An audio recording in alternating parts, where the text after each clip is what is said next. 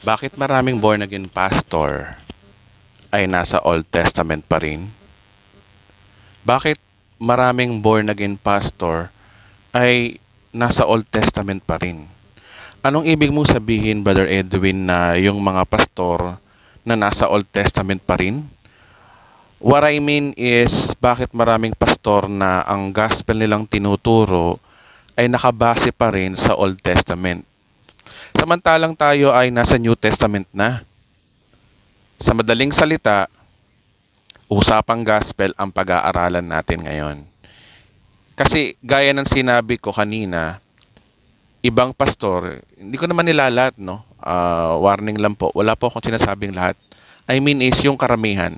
Pero majority talaga ng mga pastor ng born again ay hindi nila namamalayan na ang kanilang gospel ay nasa Old Testament pa rin. Imbis na New Testament na. So again, bakit maraming born again pastor ay nasa Old Testament pa rin? Ang sagot ko po dyan sa buong topic natin at patutunayan natin ay dahil karamihan sa mga pastor ay hindi nila naiintindihan kung ano ang meron sa bagong tipan. Okay? Kung ano yung meron. Ano ba meron sa bagong tipan? Bagong tipan tayo ng bagong tipan, pero ang tanong, ano ba meron dun? Okay? So, alam niyo po bang meron ng bagong tipan? Sa mga hindi ho nakakaalam? Opo, may bagong tipan na.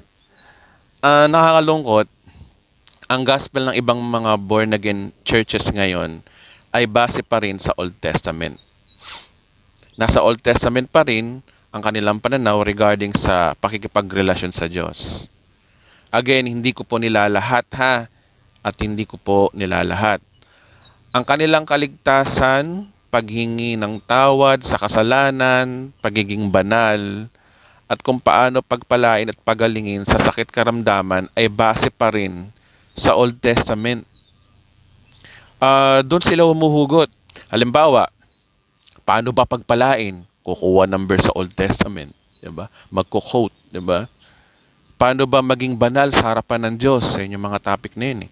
Kasi kukuha ng verse sa Old Testament. So, paano ba humingi ng tawad sa Diyos? Tapos kukuha uli ng verse sa Old Testament, 'di ba? So, which is mapag-iisip ka, parang may mali eh. So, parang wala sa lugar. There is something wrong. Naisip ko na yun noon pa eh. Pero ngayon ko lang na-realize itong mga bagay na ito at ito yung nais kong i-share sa inyo. Madalas natin naririnig sa mga born again Christian yung mga katagang hindi reliyon kundi relasyon sa Diyos ang makapagliligtas sa iyo. Pamilyar po ba kayo doon? Na naririnig natin sa mga nangangaral na pastor, no? O sa mga kasama dati sa church na relasyon, hindi reliyon. Tama po ba? Una, alam niyo po ba na ang katagang hindi reliyon kundi relasyon sa Diyos ay ang makapagliligtas sa iyo ay wala po sa Biblia. Wala pong verse na letra por letra ang katagang hindi reliyon kundi relasyon sa Diyos ang makapagliligtas sa iyo. Pero, in fairness yung konsepto naman ito ay tama. Tumutugma sa tinuturo ng Biblia. Sabihin na natin na ang ideyang relationship not religion ang tamang pakikitungo sa Diyos. Pero anong klaseng relasyon ba? Yun ang tanong dun eh. Sa lahat po ng relasyon, meron po laging tipan ang bawat relasyon. Halimbawa, sa mag-asawa, may tipan o kasunduan sila, di ba? At nauuwi pa nga sa, ano ba yun? Marriage contract. Sa mga kaibigan, meron ding silang mga kasunduan, tipan sa bawat samahan. O, di ba? O usapan. Mapatrabaho, negosyo, at di ba pang samahan, hindi nawawala ang tinatawag na tipan o kasunduan o kontrata. So, ganun din ang Diyos. Ang relasyon natin sa Diyos ay may tipan o kasunduan ayon sa Biblia. Kaya nga po sa Biblia, mayroon tinatawag na Old Testament at New Testament. Lumang kasunduan at bagong kasunduan. So, for the record, ang Old Testament ay by the law at ang New Testament naman ay by the grace. Ang Diyos ay nakikipagtipan sa mga tao sa iba't ibang panahon. May panahon na by the law at may panahon naman na by the grace or by grace. So, medyo nagkakaroon na ho tayo ng idea kung saan tutungo ang usapan natin. Tama po ba? So, ito ay nasa pagitan ng law and grace. Ngayon, linawin naman natin ang law at ang grace. Ang Biblia, kapag sinabing law, ito ay hindi tungkol sa religion ng mga Hudyo, kundi ang pinaghuhugutan nito is about performance or good works. Yun naman talaga yun eh. Bagamat nababanggit sa Romans, Corinthians, Galatians, na ang law is all about the Jewish rules and regulations sa kanilang religion o kilalang the law of Moses, ito ay sumasaklaw na ang kanilang pakikipagrelasyon sa Diyos ay base sa man's performance o kaya obedience and good works. Again, ang kanilang pakikipagrelasyon sa Diyos ay base sa kanilang performance or good works, and that is under the law. Okay? Ang by grace naman ay bagong tipan naman ng Diyos ayon sa tinapos na gawa ni Jesucristo. At yung benefits na ginawa ni Kristo ay magiging epektibo sa mga mananampalataya ayon sa tinapos niya. So ano ba meaning ng grace? Siguro ngayon parang puro ingredient muna tayo. Mamaya natin lulutuin yung dapat natin matutunan. So ano ba yung grace? Ayon sa original translation ng Bible, which is Greek, ang original translation ng grace sa Greek word ay charis, meaning unmerited favor or undeserved kindness.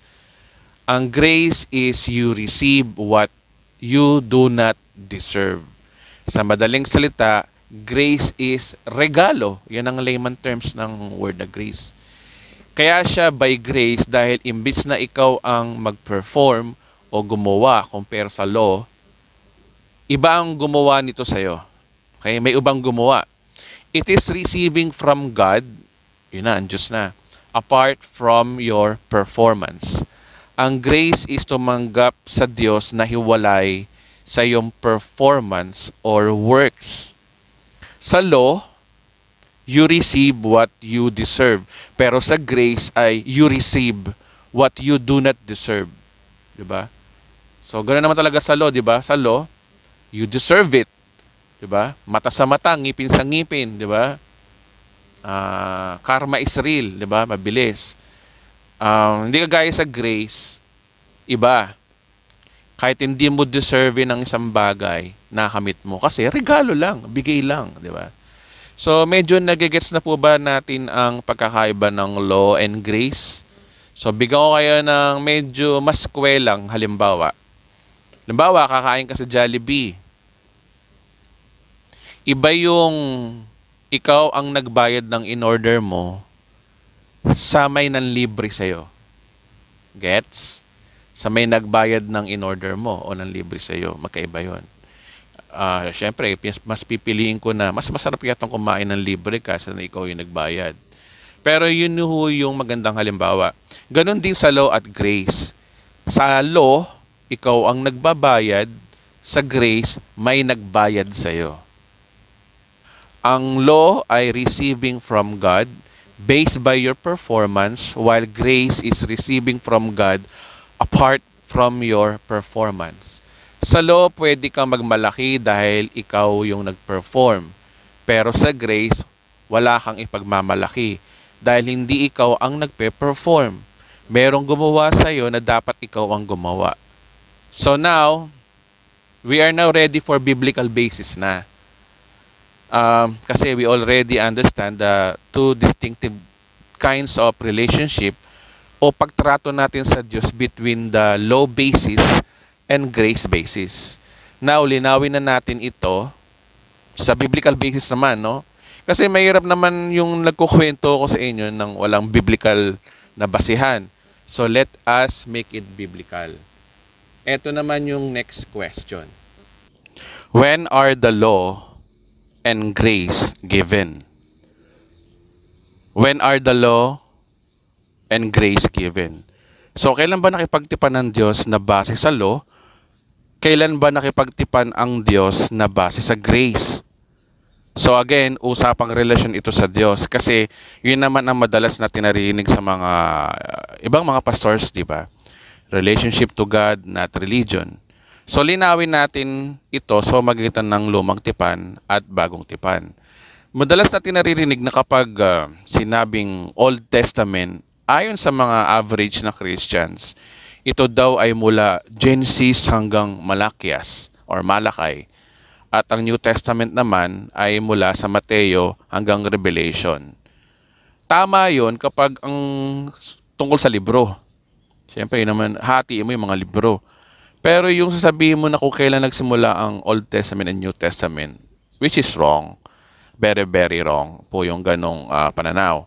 Bakit? Kasi ang tanong, when is the law given?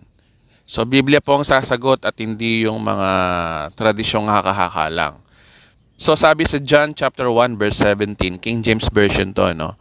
Sabi dito, no, for the law was given by Moses, but grace and truth came by Jesus Christ. So ayan, may verse sa Bible kung kailan nagsimula ang law at grace. Maliwanag na nagsimula ang law sa timeline ni Moses at yung grace ay nagsimula kay Jesus Christ. So kailan nagsimula yung law? Mahirap naman yatang baghinala kang alam mo na kung kailan matapos. Ngayong hindi mo alam kung kailan nagsimula. Kaya bago mo malaman na kung kailan natapos, at very least, alam mo na kung kailan nagsimula. Ngayon, tatanungin mo yung ibang pastor kailan nagsimula ang kautusan, hindi nila alam. Kaya di rin nila alam na tapos na. Kaya patuloy pa rin nilang ginagamit pa rin sa congregation, you know. And they are preaching it to their congregation kasi hindi nakarating sa kanila ng kautusan ay tapos na. Tapos na. Kasi hindi nila alam kung kailan nagsimula at ang kailan natapos. Kaya meron silang sweeping statement na lahat ng Old Testament ay under the law at lahat ng New Testament ay under grace. Again, sabi ng Biblia, for the law was given by Moses, but grace and truth came by Jesus Christ. So meron na tayong landmark kung kailan nagsimula ang law at kanino ibinigay at kung kailan nagsimula ang grace at kanino naman ibinigay. So when is the exact time that the law of Moses was given sa Bible?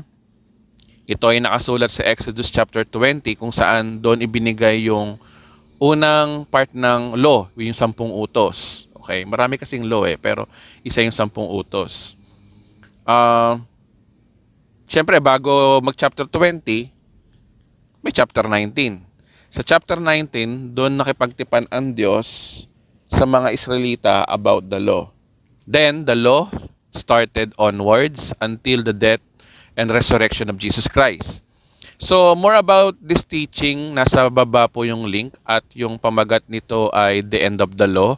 Ito po ay naituro po ni Bishop Emmy Domingo ng Emmanuel Ministry. Pakiclick na lang po yung link sa baba for in-depth study about the end of the law. Mas malalim yung turo niya doon.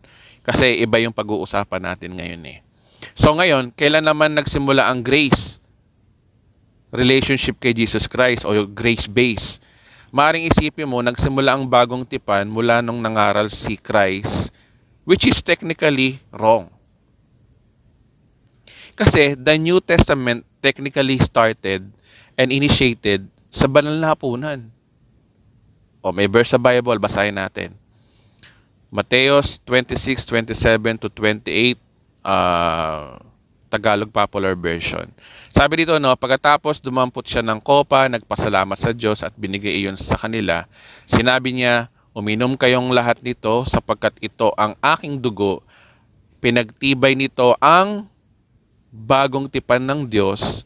Ang aking dugo ay mabubuhos para sa kapatawaran ng kasalanan ng marami.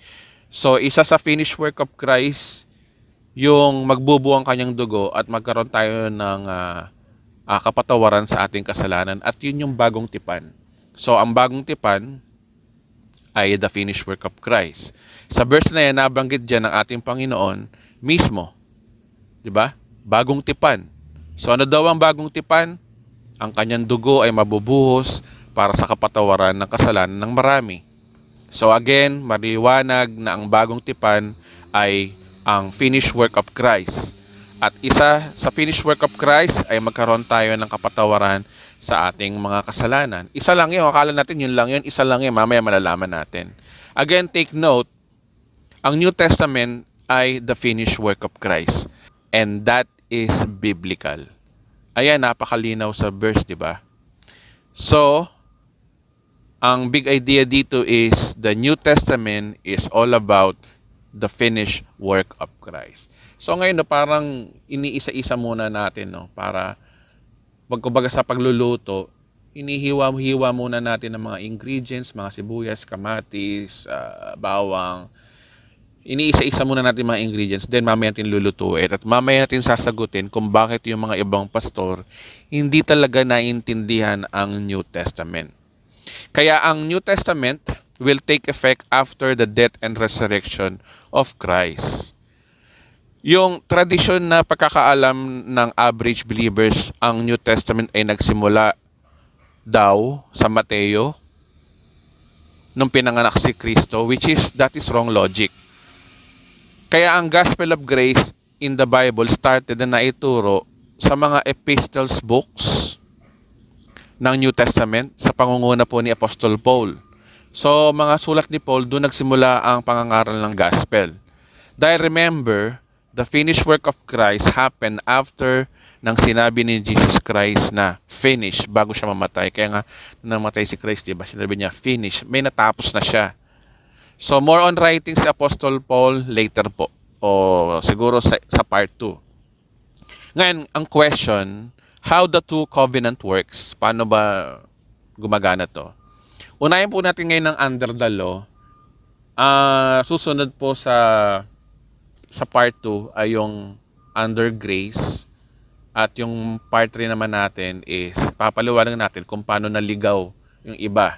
Kung paano tayo nagkaroon ng matinding confusion. Okay, number 1, under the law.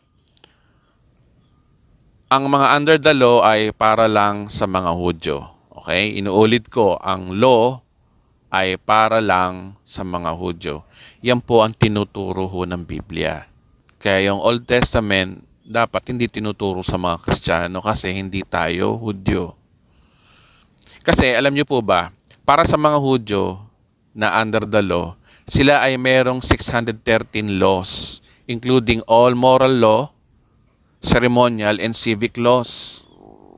Ang average understanding ng isang hentil na kagaya natin kapag sinabing kautusan, ang akala nila ay 10 utos lang. Mali. Hindi. Meron pa hong 603 bukod po sa 10 utos. Kaya kapag sinasabing the law sa Bible, it refers to several things. Number 1, the law refers to the 10 Commandments. Ang tawag dito ay the moral law. Kaya kapag nabasa nyo the law, maaring tinutukoy po niyan ay the 10 Commandments. Pwede din ang tinutukoy po niyan ay ceremonial laws. Ito po yung mga law na nag-govern po sa mga ceremonies and practices ng Israel. Pero pwede rin ang tinutukoy na the law ay yung Torah o yung Pentateuch. Kapag sinabing Pentateuch, ay 5 penta. Tama ba pronunciation ko? Basta yun na yun. So, the first 5 of the Bible known as the writing of Moses. Genesis, Exodus, Leviticus, Numbers, Deuteronomy, kung di ako nagkakamali. So, pwede din po yun ang tinutukoy ng law. But generally, sa buong Bible, kapag sinabi nyo pong the law, it refers to human performance. It is more on human performance. Kaya sa madaling salita, law is a human performance. Kasi ang objective ng law is to get you obey. And obedience is all about performance. So ano epekto ng relasyon mo sa Diyos kapag under the law ka? Number 1, sa tuwing nagkakasala ka sa Diyos, hingi ka ng tawad sa pamamagitan ng pagpatay ng tupa O kaya kailangan mong sundin ang buong kautusan para maging banal ka at malugod sa Diyos, o kaya kailangan mong sundin ang buong kautusan para pagpalain ka at paboran ng Diyos, tapos kailangan mong sundin ang kautusan para ikaw ay hindi dapuan ng sakit at karamdaman, at ang iyong kaligtasan ay base sa iyong mga gawa. At dyan ka hatulan ng Diyos balang araw. I will show you the verse one by one para mas biblical tayo. Una, para mapatawad ka sa araw-araw mong kasalanan, ganito ang dapat mong gawin if you are under the law. Sabi sa Bible, no? Okay, pagkamatay ng dalawang anak ni Aaron dahil ang kanilang paglapit ng dinararapat sa harapan ni Yahweh, si Moses ay kinausap ni Yahweh. Sabihin mo sa kapatid mong si Aaron na makakalapit lamang sila sa dakong kabanal-banalan sa loob ng tabing takdang panahon, sapagkat magpapakita ako roon sa pamamagitan ng ulap sa ibabaw ng luklukan ng awa na nasa ibabaw ng kabanantipan. Mamamatay siya kapag siya ay sumuway. Makakapasok lamang siya roon pagkatapos niyang magdala ng batang toro bilang handog para sa kasalanan, at isang lalaking tupa bilang handog na susunugin. Sila ay maliligo pagkatapos magsusuot ng sagradong kasuutan, linong mahabang panloob ng kasuutan, linong salawal, linong pamigkis, at linong turbante. Bibigyan sila ng mga Israelita ng 2 lalaking kambing na ihahandog para sa kasalanan at sa isang lalaking tupa bilang handog na susunugin. Ihahandog niya ang toro para sa kasalanan niya at sa kanyang sambayanan. So, kita nyo na may paghahandog. Sa madaling salita, sa verse na to, kailangan mo maghandog, kailangan mo pumatayin ng tupa para mapatawad ang kasalanan mo, pati pa lang yung sambayanan pwedeng patawarin din. So, okay din. Kaya nga lang, patay ka ng patay ng tupa. Isa pang verse, yun po ay nakasulat sa Leviticus, no? 16 verse 1 to 6. Ito naman, isa pa. Ito ang tuntunin na susundin ninyo magpakailanman. So, forever nyo na susundin to, sabi ng Diyos sa Israelita. Tuwing 10 araw ng 7 buwan, mag-aayuno kayo at huwag magtatrabaho. Dapat itong tuparin ng lahat, maging Israelita o dayuhan, sapagkat sa araw na ito, tutubusin kayo sa inyong mga kasalanan upang maging malinis kayo sa harapan ni Yahweh. So grabe, no? Ito ang araw ng ganap na pamamahinga. Mag-aayuno kayo at susundin ninyo ang tuntunin habang panahon. Ang paghahandog para sa kasalanan ay gagampanan ng pinakapunong pari na manunungkulan sa panahon na iyon. Magsusuot siya ng mga sagradong kasuotan ng lino at gagawin niya ang ritual na paglilinis na kung kabanal-banalan ng toldang tipanan ng altar at ang mga pari at ang buong bayan. Ito ay batas, yon, na palaging tutuparin ng mga Israelita minsan sa 1 taon upang mapatawad ang kanilang kasalanan. So mayroong tinatawag na yearly or annual, ang tinasabi nila na, sabi daw nila is Yom Kippur daw to o yung Year of Atonement. Hindi ko masyadong sure. Pero ito ho yun, na kailangan talaga na mayroon pang saserdote, no, na namamagitan sa iyo at sa Diyos. Kaya ang pagkakasala araw-araw, apektado talaga ang relasyon mo sa Diyos. Kapag under the law ka, para ka talagang tumutulay sa alambre. Nasa tuwing nagkakasala ka, ang bigat ng kalooban, di ba? Tapos, pagkatapos mong humingi ng tawad sa Diyos, it takes time bago lumuwag ang kalooban mo. Ang masakit nito, pagkatapos magkasala at humingi ng tawad, magkakasala ka na naman ulit. So, kaya walang katapusang stress ang pagkikipagrelasyon mo sa Diyos dahil walang oras na hindi ka nagkakasala. At walang oras na hingi ka ng tawad. Natatawa talaga ako sa sinasabi ko. Yan ang paniniwala ng mga nasa Old Testament. Ewan ko bakit. Mamaya, sabihin ko sa inyo. Kaya nga si Haring David, di ba? Sa tuwing nagkakasala siya, lagi siyang humingi ng bagong puso at bagong damdamin. Kaya, di ba, kinakanta niya yung pusong dalisay ang aming nais. Wag ho kayo ma-open mga born again. I'm sorry, pero this is the truth. Nalikain mo, Diyos, para sa akin. Di ba merong ganong kanta? Oo, nakasulat sa Bible yan, sa mga Awit chapter 51, verse 10. So, ganyan ang under the law, hingi ka ng hingi ng tawad, araw-araw, plus katay tupa o toro, So, nagigets nyo ba ang ibig ko sabihin? Narinig nyo ba yan na tinuturo ng mga Christian churches ngayon? At kung bakit sinasabi ko nasa Old Testament pa ang ibang mga pastor? So mamaya lilinawin natin yan, no? Hinay-hinay lang muna. Patuloy lang tayong makinig muna bago muna kayong relax lang, chillax, okay? So pangalawa, para maging righteous ka naman o maging banal o ma-sanctified ka, kailangan mong sumunod sa utos na hiningi ng law. Yon, para matuwid. Isa sa mahalaga ng pakikipagrelasyon sa Diyos ay kailangan kang maging banal dahil ang Diyos ay banal. At sinabi din ng Biblia na malaki ang magagawa ng panalangin ng taong matuwid. Sabi sa Bible, no? And if we are carefully to obey all this law before the Lord and our God, as He has commanded us, that will be our righteousness.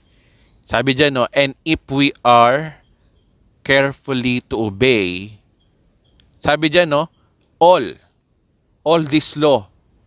Hindi mga laws, hindi yung mga kundi lahat ng uri ng law. Kaya nga this law, sabi it refers to pangkalatan, tapos all. So lahat. Ceremonial law, moral law, 'di ba? Hindi lang 10 utos, maraming laws, yung 613 laws, 'di ba? Sabi dito, before the Lord, as He has commanded us, that will be our righteousness. Para maging banal ka sa harapan ng Diyos, kailangan mo sumunod sa kanyang utos. Okay? Ito ang pagiging matuwid, maging banal o sanctified sa harapan ng Diyos. Kailangan mong i-maintain ang pagsunod mo sa Diyos na hiningi ng law. Kaya ang pagiging matuwid mo ay depende sa iyong performance. Ganun po ang law.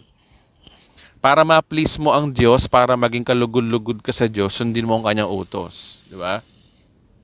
Kailangan mo mag-pray, kailangan mo mag-fasting araw-araw, kailangan hindi ka nagkakasala. Pray pa more, good works pa more, performance pa more, fasting pa more. So, para masunod mo, para maging kalugod-lugod ka sa Diyos. Kung hindi ka prayerful, wala, hindi malulugod ng Diyos sa iyo. Yan na ang under the law. Pangatlo, para ingatan ka ng Diyos sa sakit karamdaman, kailangan mong sumunod sa Diyos na hiningi ng kautusan.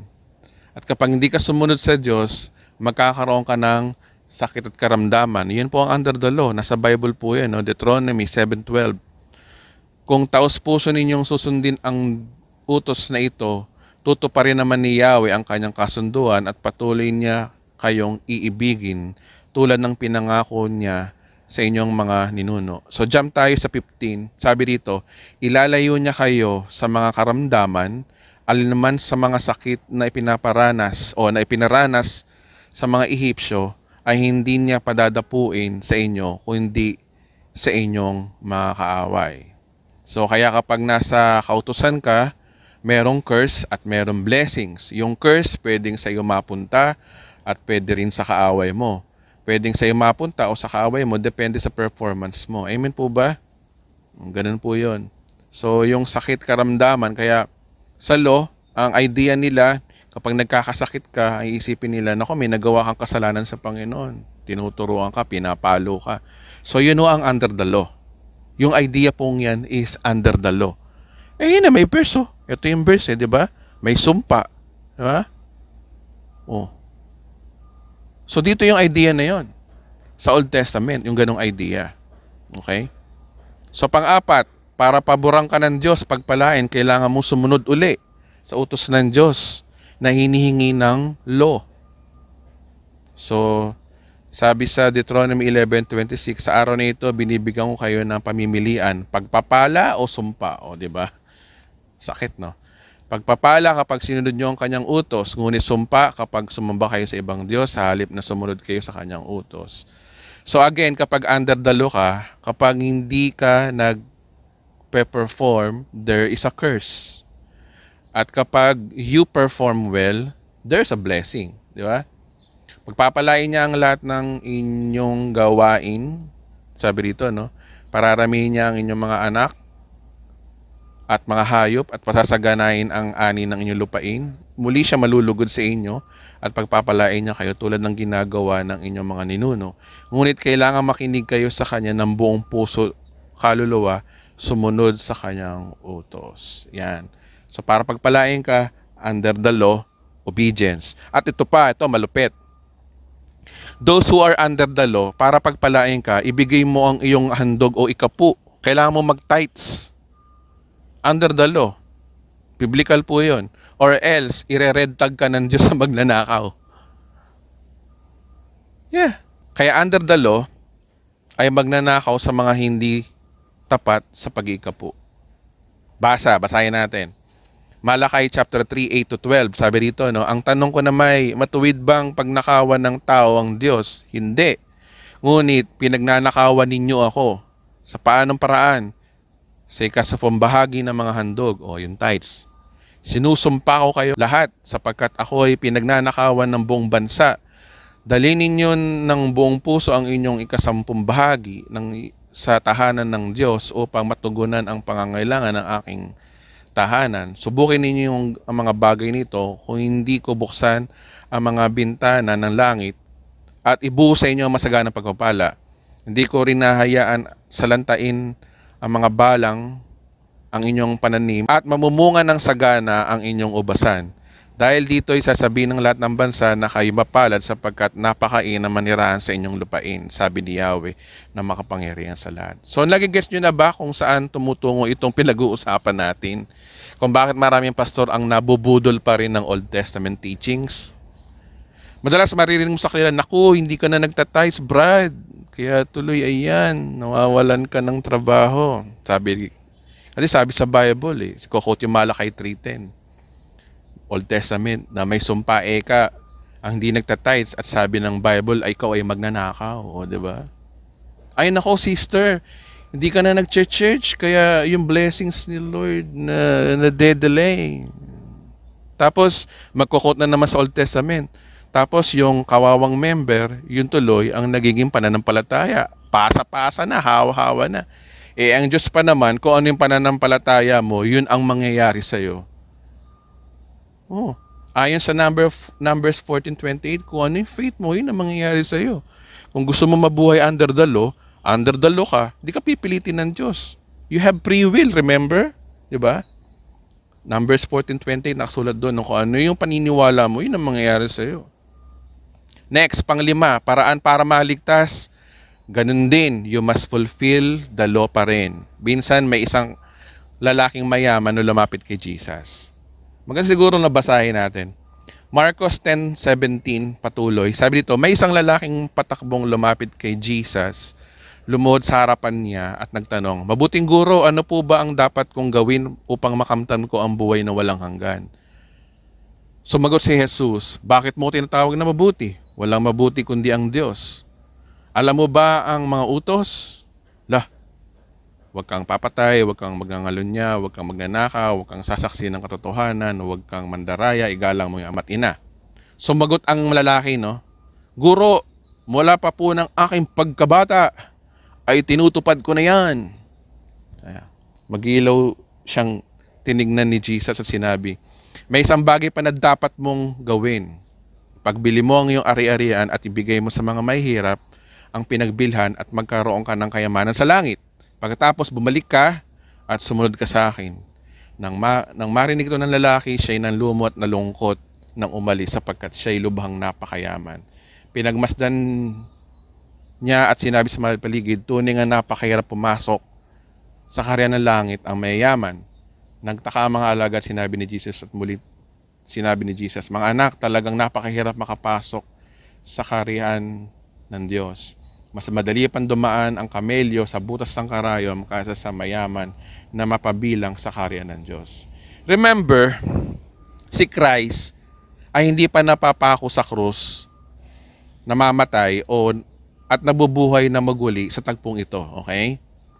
Nang ang mayaman ay nagtanong sa kanya kung paano magmana ng kaharian ng langit, imbis na sabihin niya na manampalataya ka sa akin, ay nilihis niya yung mayaman sa kautusan. Di ba? Ang 10 utos na nabanggit dito is obviously part ng kautusan. Kaya ang tanong agad ni Christ sa kanya, alam mo ba ang 10 utos? Diba? Dinala sa law. Dinala niya sa law. Imbis na sa faith, sa law. Tutusin nga siya ni Old New Testament, pero bakit law? So kamangalo niya, etc. At saka, isa sa dahilan kung bakit ang mayaman na ito ay siguro kaya nilihis din ni Jesus sa kautusan, dahil naabasa na ni Jesus na ang mayaman nito ay mayabang, may pagkamayabang. Katunayan, sa verse 20, no, kung babasahin nyo, ang sagot ng mayaman sa kanya, Guro, mula pa po sa aking pagkabata, tinutupad ko na ang mga yan. At dahil under the law ang dealing ni Christ sa kanya, agad sumagot si Jesus, may kulang pa sa'yo. Benta mo ngayong ari-arian, ibigay mo sa mga mahirap at sumunod ka sa akin. So ganoon naman talaga ang kautusan hindi mo masusunod lahat. Kaya ang banat agad ni Jesus ay, may kulang pa sa'yo. May kulang pa sa'yo. Ganoon din naman lagi, di ba? Pag nagmamalaki tayo sa Diyos, may kulang pa sa'yo. May kulang pa. Kulang pa. Pag under the law ka. Nagtataka kayo kung bakit law nilihis ni Jesus yung mayaman at hindi doon sa pananampalataya sa Kanya? Nagtataka ba kayo kung bakit? Ito, hindi ito masyadong nahalata ng iba Pero ngayon, inire-reveal ng Panginoon sa atin. Remember, si Jesus, nabubuhay pa siya under the law. Okay? Remember, ang grace period after ng kanyang pagkabuhay na maguli. At ito ay pinangaral ni Apostol Pablo sa mga hentil, estimated year, mga 49 AD. Nasa 30 to 33 AD pa lang ang time ni Christ. Okay? So ngayon is 2022 AD na, di ba? So 30 to 33 AD pa lang ang time ni Christ. Sabi naman ng average na Christians, ang gospel ay pinangaral ng panahon ni Jesus Christ, which is technically wrong. Ang mabuting balita ay naipangaral sa panahon ng mga apostol. At si Apostol Pablo ang nangaral nito sa mga hentil. Katulad natin. Gets ho ba? Nasa Bible ba yan, Edwin, na si Christ ay living under the law? Absolutely yes. Basa. Galatians 4 verse 4 to 5, New Testament na to, no? Ngunit nang sumapit ang takdang panahon, isinugo ng Diyos ang kanyang anak, isinilang siya ng isang babae at namuhay sa ilalim ng biyaya ba? Hindi. Namuhay sa ilalim ng kautusan upang palayain ang mga nasa ilalim ng kautusan, sa gayon tayo mapabilang sa mga anak ng Diyos. So nabuhay si Kristo sa ilalim ng kautusan para palayain daw yung mga nasa kautusan. Hindi agad-agad niyang tinuro yung magandang balita dahil hindi pa naman siya napapako sa krus at namatay para sa katubusan ng tao. Wala pang mabuting balita nun. Ang mabuting balita kasi is about the message of the cross. So anong mabuting balita doon? So wala pa. So di nyo ba nahalata na kapag nagtuturo si Jesus, yung mga Hudyong under the law, may mga turo siya na pinamumukha niya lagi gaano ka-worse ang kautusan? Hindi ba napapansin yun? At minsan, ginagatungan pa niya. Okay? Inuulit ko, hindi nyo ba nahalata kapag nagtuturo si Jesus, yung mga Hudyong under the law, may mga turo siya na pinamumukha niya lagi kung gaano ka-worse ang law. At minsan, ginagatungan pa niya. Bigyan ko kayo ng halimbawa. Di ba, itong sa mayaman, di ba? Nung lalaking mayaman ay magmalaki, nasunod ko na ang lahat ng kautusan na yan mula sa pagkabata. So ano reply ni Christ? May kulang ka pa, men. Kulang pa. So ibig sabihin, ang pagsunod sa kautusan ay hindi sapat para makapagligtas sa iyo. Yun ang message ni Christ doon. Sa pangalimbawa, no, sa Matthew chapter 5 verse 27 to 30, basahin natin. Sabi rito, no, narinig nyo na sinabi na huwag kang mangalunya. Ngunit sinasabi ko sa inyo, ang sino man tumingin sa isang babae na may mahalin na pagnanasa ay nangulunya na siya sa babaeng iyon sa kanyang puso. Kung ang kanang mata mo ay nagiging saninang yung pagkakasala, dukutin mo ito at itapon. Mabuti pang mawalan ka ng isang bahagi ng iyong katawan kaysa buong katawan na itatapon sa impyerno. Kung ang iyong kanang kamay naman ay nagiging saninang yung pagkakasala, putulin mo ito at itapon. Mabuti pang mawalan ka na ng isang bahagi ng katawan kaya sa buo mong katawan na itapon sa impyerno. So tingnan niyo itong verse na to, no, ha? Ang sabi lang ng kautusan ay huwag kang mangulunya. Post, hanggang doon lang yung sasabi ng kautusan. Pero kay Jesus, yung tumingin ka lang ng mahalay sa babae ay isa ng pangangalunya. Remember, ang pangangalo niya o adultery is an act. Action word yun. Verb yun. Pangangalo niya. Sa korte, guilty ka sa adultery kapag may ebidensya na nagawa mo nga ang adultery. O maring may witness o maring nabidyohan ka. Pero kay Jesus, nagawa mo ng adultery sa magitan lang ng pagtingin ng mahalay sa babae. Sino dito, tayo mga lalaki, sino dito na ni minsan hindi tumingin sa babae ng mahalay? Tapatan na ho tayo. Ba sa babae, saan una tayong tumitingin? Yeah? Yun ay hindi maiiwasan. Kasi tao tayo. Pero yung sinasabi ni Christ, parang overkill, di ba? Sa bagsak nating kalagayan bilang tao, o sabing di nyo kayo napapatingin pag mayroong sexing babae, di ba? Aminin mo natin, tao tayo. Bakla ka kapag maliban lang kung ano, di ba? Kung iba ang kasirian mo. Pero kung tunay ka lalaki, pag nakakita ka ng maganda at sexy babae, at yung mga suot pa yung nakita na kaluluwa, so tingin mo, hindi maiiwasan yun? Oh, come on. Brother Edwin, sa puso lang naman yun eh. Yun nga pero sa law, adultery is an act. You are guilty if you did. Nagigets ba natin? Di mo pa nga ginagawa, bakit ka magigilty? Pero kay Jesus, tumingin ka lang na mahalay, you are guilty na. Tas ito pa, sabi rin niya na kung ang kanang mata mo ang nagiging saninang yung pagkakasala, dukutin mo ito at itapon. Mabuti pang mawalan ka ng isang bahagi ng iyong katawan kaysa sa buong katawan mapunta sa impyerno. He doesn't care na putol ang kamay mo at wala kang mata, huwag ka lang mapunta ng impyerno. Parang ganun yun. Ganun din ang kamay, di ba? Putulin mo kung yan ang sanhi ng iyong pagkakasala, kaysa na may kamay ka nga, pero kompletong katawan mo, tatapon sa impyerno. So, tinan nyo ang threat dito, no? Kundi, you will go to hell. Di ba? Worse. So, tingin nyo ba, pwede po ba yun? Kung lagi kang nagkakasala, mata mo o kamay mo, dudukutin mo, puputulin. Siguro kung ako to, 100 na ho na kamay ko o naputol ko. Hindi ba overkill yun? O para lang di ka mapunta ng impyerno? Di ba? OA? Sobra yung kapatid. Now listen, bakit may mga ganyan turo si Christ? Sa tingin nyo ba, life-changing yan turo niya? Magbabago ba buhay natin kapag ganyan ang turo niya? Posible ba talaga na may iwasan mong huwag tumingin ng sa sexing babae na hindi ka nagnasa? Wow, come on. Doon tayo sa totoo, men.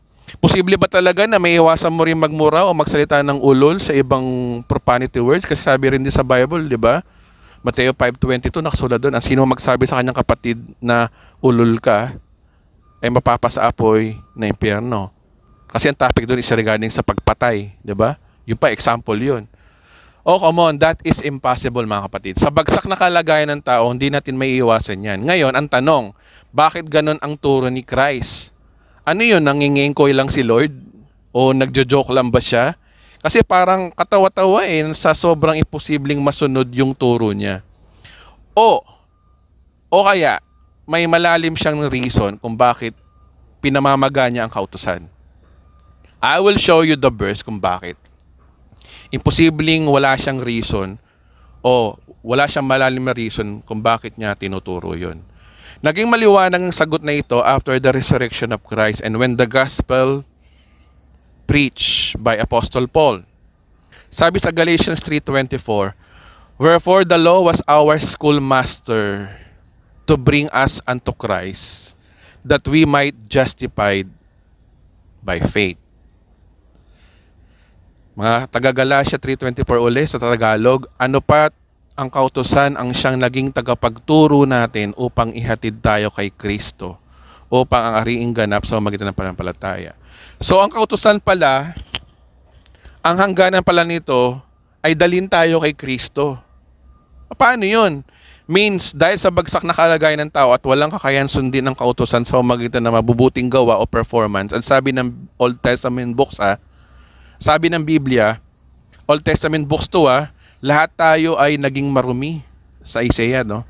Lahat tayo naging marumi sa harapan ng Diyos. Ang mabubuting gawa natin maruruming basahan ang katulad. Nalantana tayong lahat gaya ng mga dahon, tinatangay tayo ng malakas na hangin ng ating kasamaan. Isaiah chapter 64 verse 6. So, kahit anong gawin mo, humanap kayo ng pinakamabuting tao dito sa mundo, lahat ng good works nun ay basahan lang sa mata ng Diyos. Kaya kung sa tingin mo, ikaw ay yung pinakamabuting tao, ikaw na yung pinakamabait, ikaw na, basahan yung mga good works mo. Basahan ka pa rin. Yun yung sinasabi ng Bible. Lahat Nang ating mabubuting gawa ay basahan sa mata ng Diyos, sa huli, marirealize mo na kailangan mo pala si Kristo. Doon ka pupunta, doon ka naaangkas sa tinapos si Kristo.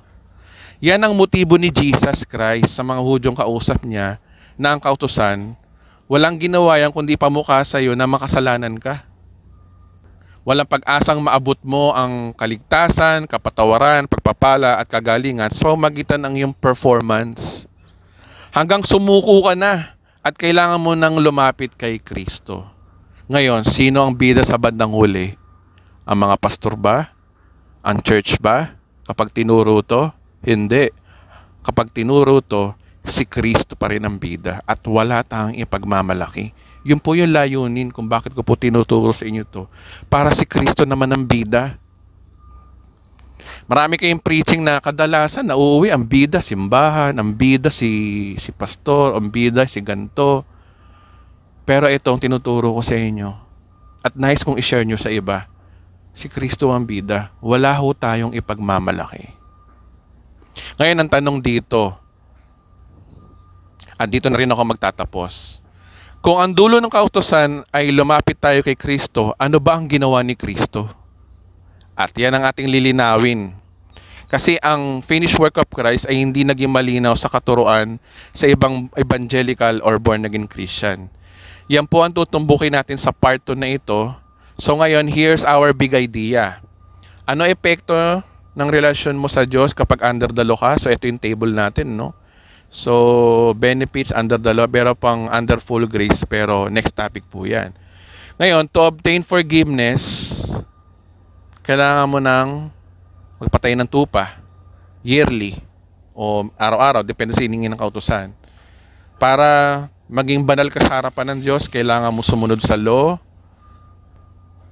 O kaya mag-tithes ka, yun yung nasa law To obtain good health, obedience to the law. To obtain salvation, uncertain, di mo alam kung ligtas ka. At bandang huli, susuko ka, kay Kristo ka lalapit. So ang tanong, ano ba yung ginawa ni Kristo? Diba? Yan po ang ating next topic. Sa akin po pagtatapos, hinihingi ko na rin po ang pakisubscribe naman kapatid ang ating page at pakihit na rin ang notification bell para ma-notify tayo sa mga videos na ina-upload natin. So maraming salamat po sa pakikinig. Next topic, pakiclick lang po yung link sa baba. Yan po yung part 2. Tandaan po natin, peace lang po, walang away. Mahal na mahal ko po kayo. God bless you po.